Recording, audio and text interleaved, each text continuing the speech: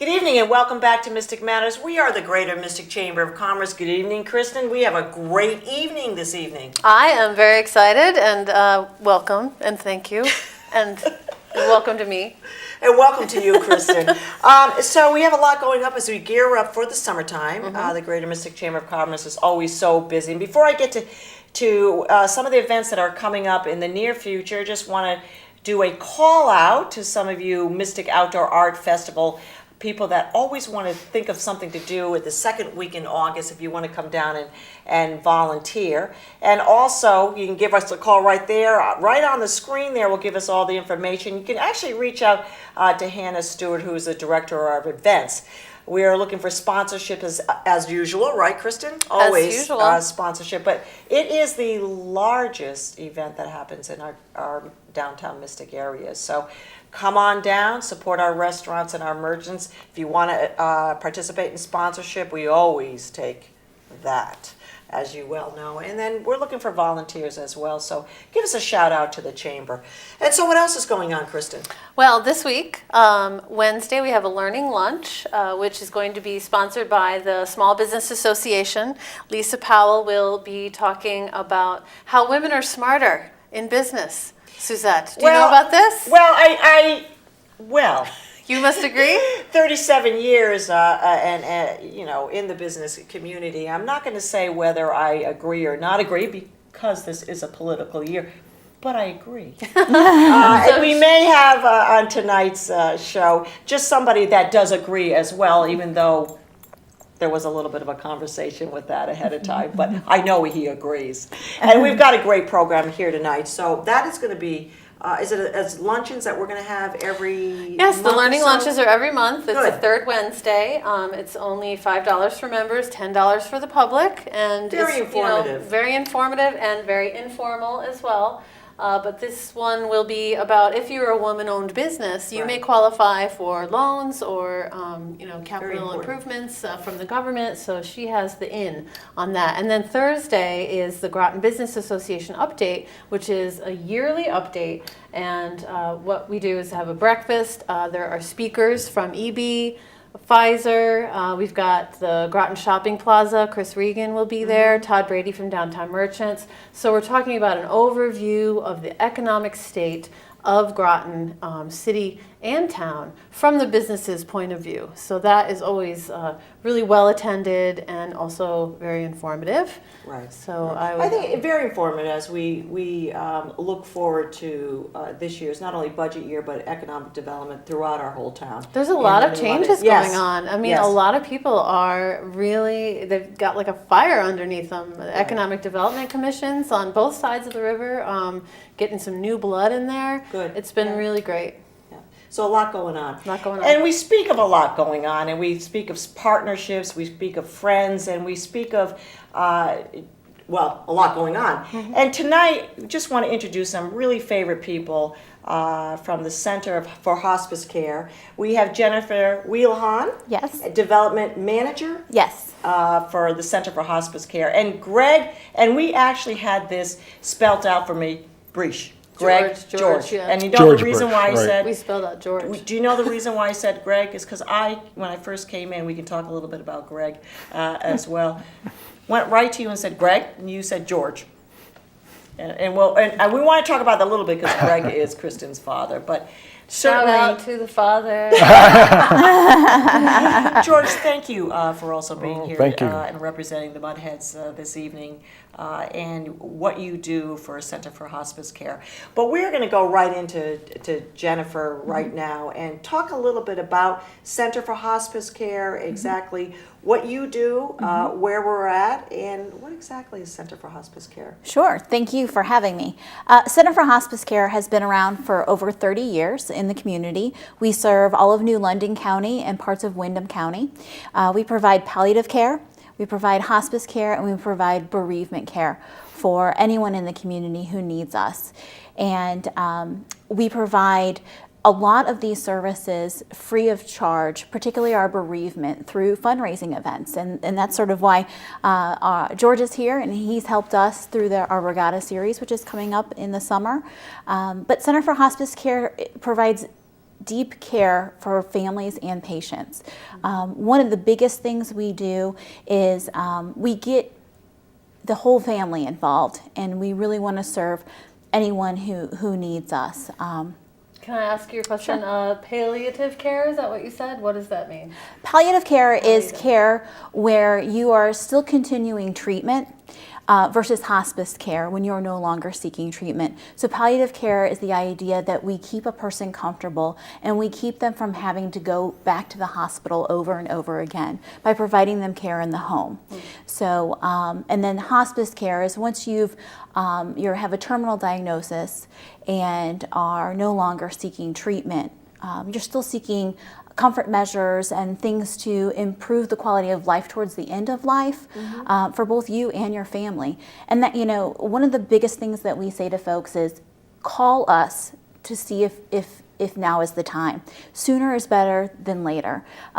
Many people think it's the last days, it's the last week, and we can have people on our program for longer periods of time so that they're able to enjoy as much as they can through the care that we provide. We provide massage therapy, pet therapy, Reiki, all of these additional treatments to improve that quality of life towards the end of life. And we can also get in and work with the family, provide respite. We have over 150 volunteers who come in and we drop off medical equipment. They do respite, they do errands, they sit with patients so that families can have a break.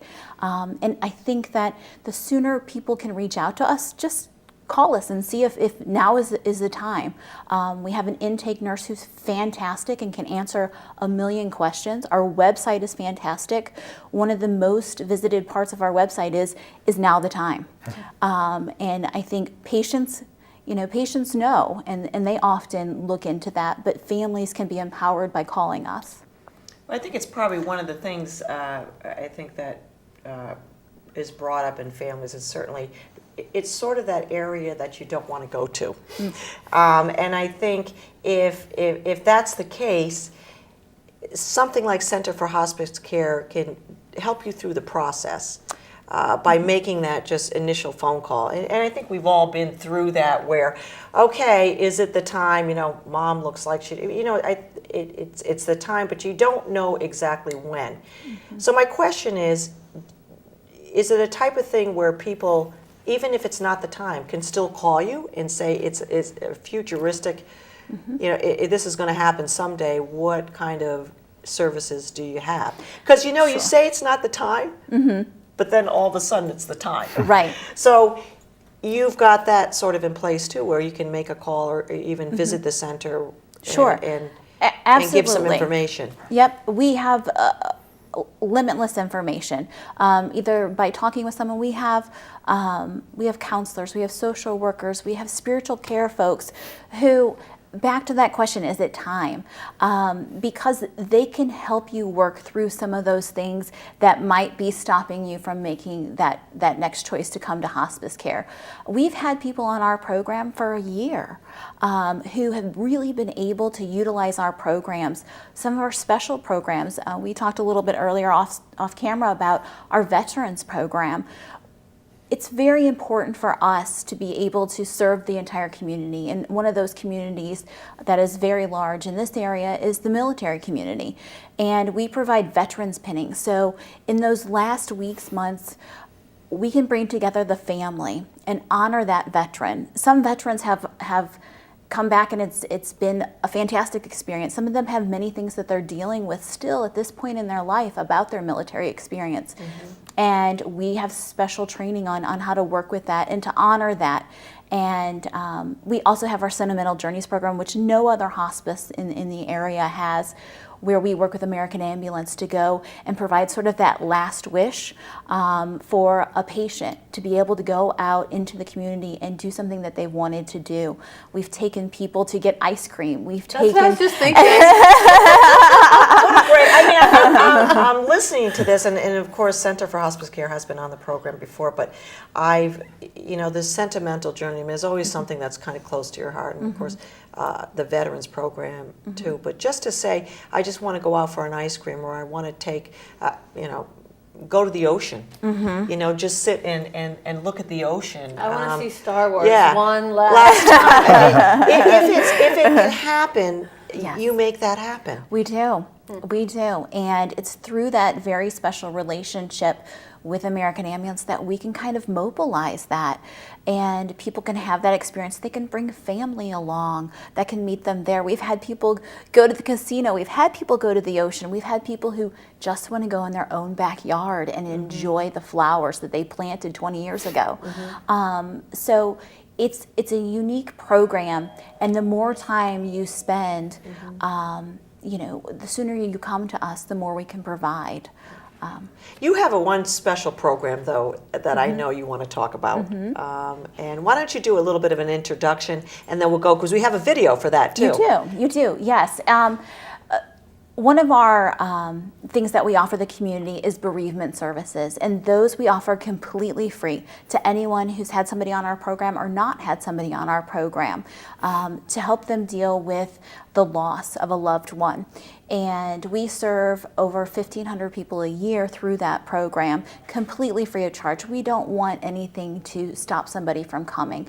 And one of those programs is our Expressive Arts program, that is anywhere from children to teens to adults, and it's a way to work with our art therapist in a variety of ways, a variety of mediums for them to kind of express that grief and to work through that grieving process. I know that you have a video here of one of our families who went through that program. And Frank, and we're going to talk a little bit in the back there to Frank so we can kind of cue him up. If you'd like to show that video now, there we go. About a year and a half ago, we had several deaths in the family. At the end of my father's life, once he decided that he was not going to pursue any more aggressive treatments, Hospice came into the home and really helped out with our whole family understanding where we were at and what the process was going to be like. They would mention that after he passed, we might want to continue some of the hospice services. And that's when we found out about the Expressive Arts art therapy program. It helps you like accept your loss, and it just helps you like get peace over it. I would say that it's great and awesome, and it's really fun. Being able to have a contact and a place to go really helped as we were dealing with the emotions of watching a loved one die and dealing with the aftermath of that death. He was really nice. He liked the Red Sox a lot and trains a lot. He has like so many trains. You knew that you weren't alone, like you weren't the only one who has very much sadness. I thought it would be really helpful for the boys if I could find someone else who had experience with the expressive arts to help them work through what we were going through. And it helped us accept it and have peace about it so much that we recommended it to another family who had lost someone. It got rid of all the sadness, so you've got over it. But sometimes when you see pictures, you get a little sad, but you don't like bawl your eyes out. The fact that other people were very generous with their own funds and made donations in the past, that's what allowed us to be able to utilize the service.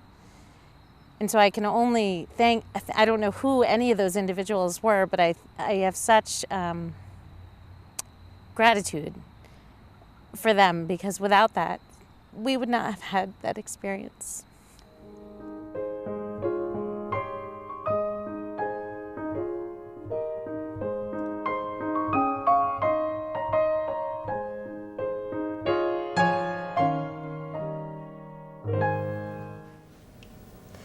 Thank you, Jennifer. So really overwhelming, heartfelt video, and you get to work with this every single day. What is the best part of your job? You know, I think we're honored to be allowed into people's lives at a time when they really need us. And it's a privilege for us to care for those families. It touches us as much as it touches them. We had our walk this past weekend, and we have a lot of families who come who are, remembering a loved one, and our staff are there, and they love to reconnect because there's been that special connection through this experience. And I think that that's one of the best parts of our job, is really being able to help families and having the privilege of them choosing Center for Hospice Care to care for their loved one. So how did this idea get started? Because I feel like it's really changed the conversation about death in general. You know, that this kind of option of facing it as a family and actually sitting down and talking about feelings that we're having, because we've been so conditioned to look away from it. I think that hospice has really changed the conversation. But how long ago was that? Hospice in general, do you know? More than 20 years. Yes, yes. Well, Center for Hospice Care has been around for 30 years, and so we started to change the conversation. 3 decades ago, when we started very small with 2 volunteers working in the office of another nonprofit, and then started to grow as the message got out there that we're working with generations who are used to making choices for themselves. Right now we have the largest group, the baby boomers, who are very used to taking charge of their lives and who question and positively, their healthcare and what they want. And so being able to have those choices and be able to choose Center for Hospice Care as a way for them to be able to make more choices towards the end of their life. We're seeing that, that's a positive thing for families to be able to do that. So we talk about funding, okay, and how an organization like this is being funded. Obviously, we look at legislation and everything is like, oh my gosh, are we going to get our money and things like that. Tell us a little bit, so I can go into the segue with George, just a little bit of how important it is for the community to understand that Center for Hospice Care is a facility that we need to support. Sure. Center for Hospice Care is able to offer that wide variety of programs, from sentimental journeys to expressive arts to our veterans program, through the support of the community. As I mentioned, bereavement is completely free of charge. That is completely paid for through philanthropic dollars. And that's community businesses, that's individuals, that's anyone who is willing to donate and invest in what we do. We also provide care to anyone who needs it, whether they're uninsured, underinsured, or just unable to pay for some of the services because of the benefit they have. So we provide that full layer of coverage and services no matter what their insurance is able to pay for. So that is completely paid for through nonprofit philanthropic dollars. And we have organizations like the Mudheads. Every year we have a regatta series, and this is our, we're over 25 years now. And it raises funds through races and through parties, and one of the best parties is the Mudhead party. I guess, Kristin, Jennifer, that's just the best segue into George. So George, tell us a little bit about the Mudheads and why you are involved and why it's so important to be involved with the Center for Hospice Care. Well, I brought along a copy of our calendar right for this year. Hold it up just a little bit. Yeah, fantastic. Which shows our burgee and the yellow legs stuck in the black mud with the blue water. And there's a great picture of sailboat racing going on. It's a great picture. And 40 years. 40 years is, we were established in 1976. And as I read through the history, it was put together because way back then you had to be associated with a yacht club in order to race your boat in a regatta. And there were many Mudheads who were not members of yacht clubs and felt that, well, we'll form our own club. It's a club without a yacht club facility to race, to enjoy the camaraderie and the competition of sailboat racing, but also on a serious side, we do embrace the hospice concept and put our energy into fundraising for the Center for Hospice Care through our mega party and regatta, July 16th of this year. I am the chairperson. I've done it for a couple of years now, and what that principally means is I give up racing for the day and I'm stuck on land coordinating all the arrangements for the party, which is a great party. Yes, I've heard Yes. about this party, So this actually. party is something like now in my Yeah. family, it has to be blocked off no matter what I'm doing, no Yeah, matter you where have I to, live yeah. even. It Yes. has to be, even 9 years ago when I lived somewhere else, it still You had got to to be come blocked back off. to, Yes. to this party. Right. The Mudheads as an organization, as we were talking about earlier, own two things. A power boat, which serves as their committee boat for running races, and a dance floor. So that covers both ends of our fitting. spectrum. It's fitting. Sailboat racing and partying. But I think, the reason that we got involved with hospice as a group to fundraise was that many of our members, in my generation, baby boomers or whatnot, have been touched by the hospice experience through family members or, friends who have passed on and feel that it's a great cause and, we want to support it as a club. So we don't just race sailboats and party. We Yes. do it for a purpose at times, and this is one of the good ones. So And it is a very, very good one. our George. goal, being 40 years old this year, is to try to raise $40,000 for hospice through our party and our race. And you've been really close to that number, too. We have been very close, Yeah. towards 30,000, even higher than that in the past.